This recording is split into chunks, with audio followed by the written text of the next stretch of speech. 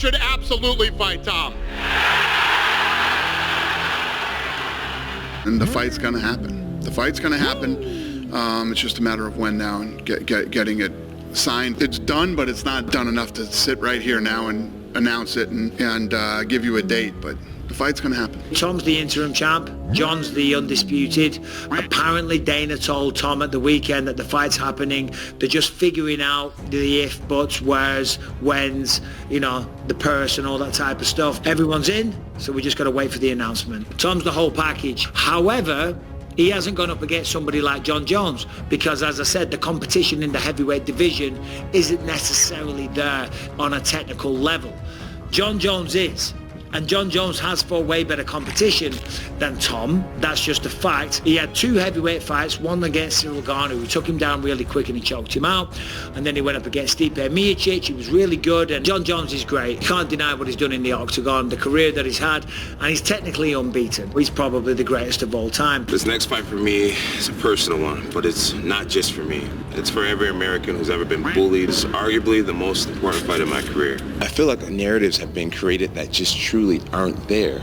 You can't duck a man that you were never scheduled to fight. You know what I'm saying? It's like me and Dana and Hunter have never sat down and talked about Tom Aspinall. He's never been on my radar. I've beat people my whole career, and once I beat them, like, the show just goes on. I'm very aware that, you know, that the Tom Aspinall is like, it's making more headlines than Stipe. It's just the way that it is with me. You know, when I win, there's always an excuse. Well, oh, he really wasn't that well-rounded, or, you know, I don't want to sound arrogant, but I think what it is being so good at what I do. It's hard to bet against Jon. It's hard to bet against Jon. Crazy reach and also just skillful.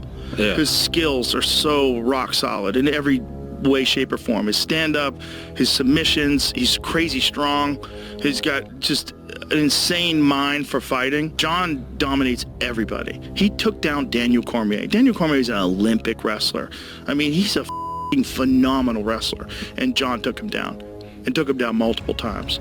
It's a different dude, man. Yeah. This is what we're talking about, like with genetics, right? There's some guys, they're just blessed. And then with Jon, it's blessed and his mind. It's not just, it's his personality, his like ruthless competitiveness. It's like he's not going to lose. He's going to find a way to get you. And he's going to do it clever. He's not trying to take a bunch of punishment and stand and bang. He's not going to point the center of the octagon and let's go right here, we'll stand right here. Never going to happen with Jon Jones. You're not getting none of that, son. You're getting knees to the gut. You're getting your knees kicked. You're getting just laced up with elbows where your head's bleeding. He's going to slowly dismantle you and find a way to submit you or punish you, beat you to death on the ground. But can he do that with a guy like Aspinall, who's a legit 255-pound natural who moves like he's 80 pounds lighter? Look, he had always had the reputation of all the heavyweights up at Jackson Winklejohn.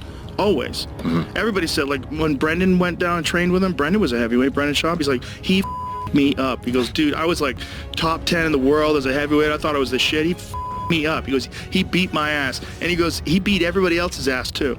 All the other heavyweights racked all dudes way bigger than him. He's just a freak. I get that finally, after 16 years, we found somebody who's 7 years younger than me and 30 pounds bigger than me. Like, we finally found someone who may give me a great challenge. And everyone wants to see it so bad. He is bigger than him, but you'd have to understand how the expertise of Jon Jones, mate, and how long he's been at it and how good he is. I actually think he's playing a game, Jon Jones. I actually think he's saying all this about Tom Aspinall, how much he doesn't want to face him, how much he rates him, how good he is, because he wants that money. He wants paying for it, when I actually think he's doing this as a plan, because he knows he's going to take the fight and he wants the most he can absolutely get, because that is the last challenge to him in the heavyweight division. There is no one after Jon. There is no one after Tom Aspinall. It's really smart by Jon Jones by saying, I don't want to face him, I'm not going to face him, I want to face Alex Pereira instead. It's really smart. It really is. Jon Jones is like the ultimate freak of all freaks. This guy's an animal. Yeah. No one's beaten Jon Jones in mixed martial arts. He is the best mixed martial artist in the world. You walk in on him in bed with your beard, lad, you took him in. It's as simple as that. Who's like your top fighters of all time? The first one has to be Jon Jones. You have to give the credit to that man. Too fun when I see people comparing him with the Dagestani guys, even with Khabib, with Islam or that. All the respect to all the champions, but for example, Khabib, he has how many? 14, 15 fights in the UFC? Jon Jones had 15 title defenses. He's almost 40, right? Yeah. And he became a world champion with 23. Crazy. So only calculating since the day he became a world champion to now, it's 17 years almost. So yeah. And Jon Jones, he's still. You think the Jon Jones versus Aspinall fight happens? For sure, that's gonna happen. Bro, I like Aspinall also. He's a great fighter, and he represents also a new generation. He's a new blood. But I don't know, man. And Jon Jones, he don't need to fight anymore, you know? If he fights, he's honest. Like, this is what I need to go inside that octagon and put the performance you want from my side. So this is what motivates me. This is what I need to go in. If you're willing to pay me, just pay me. If not, God bless you. The movement, the speed. Do you think he beats Jon? No. He studies, man. He does his homework. You know, he's a master at this.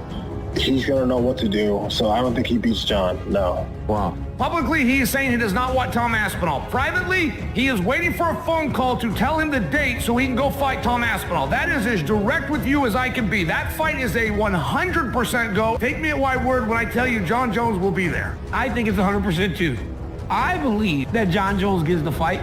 We said this before, that it was just a matter of him negotiating publicly. It's going to be the highest payday of all time? Yeah, buddy. He's going to get the biggest check they've ever written. That's true. I believe that he'll get the biggest check they've ever given. I don't believe he gets to 30 million. So I'll give that about a 10% chance he gets to 30.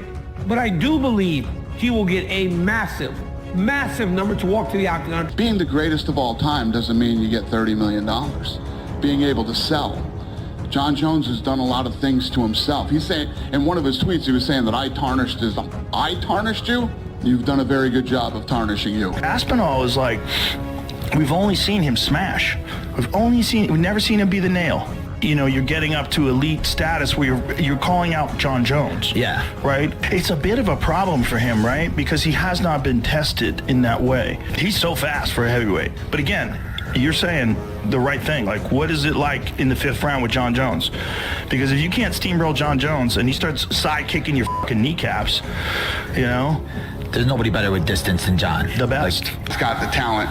But when you start talking the greatest of all time, again, you know how I feel about Jon Jones. It's just, you got some big shoes to fill, and you got a lot of people to wreck, you know, before you even start talking about even being within Jon Jones' universe, in my opinion. Tom and the fans are calling Jon Jones a duck, but it seems like the UFC is committed to making this fight happen. Dana White has been adamant that it's going down and says an announcement is coming soon. Hit like if you're excited for this epic heavyweight matchup, and let me know in the comments, who do you think wins? Is Jon too old, or does he have one more legendary performance left in him?